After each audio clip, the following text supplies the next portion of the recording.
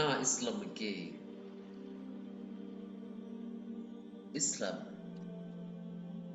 ga se tumelo e mpsha. Na Islam ke Islam ga se tumelo e mpsha. Eupša ke nnete yona e la Modimo a e utullotšego ka baprofeta ba gagwe ka moka. Go tene ya setšhaba sa lefase, Islam ke tumelo ebile ke mokgwa wo feletšego wa bophelo.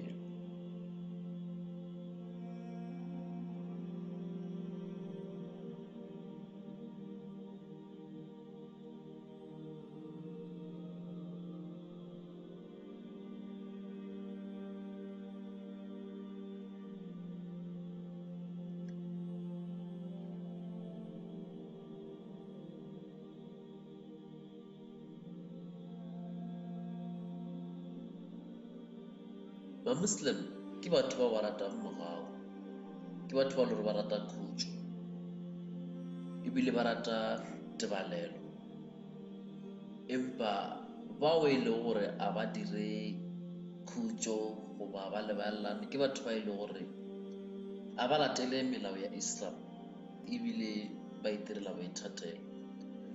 Islam e ruta batho ka phedišano, go lokwa,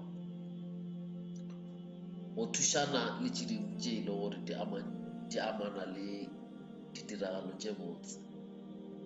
Bontši bja ba-Muslim ba latela tumelo ya khutšo, morao le tebalelo. Ga ba na taba le ditiragalo tše e le gore di tša dintwa goba ke ditiragalo tša go tšhiruša dinamane tša mmele.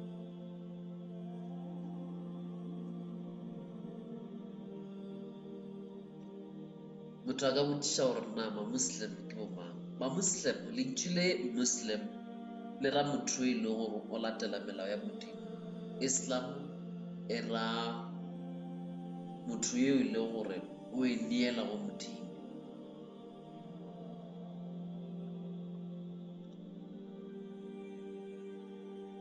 Ma-Muslim ke batho ba go feta bilione e tee go tšwa go morafe, ditšhaba le ditšo tša go fapana go kgabanya lefase, le go tšwa borwa bja Philippine le go ya Nigeria. Ba kopantšwa ke tumelo ya Islam.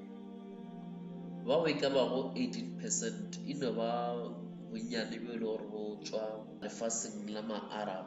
Setšhaba se segolo sa ma-Muslim lefaseng ka moka ke Indonesia.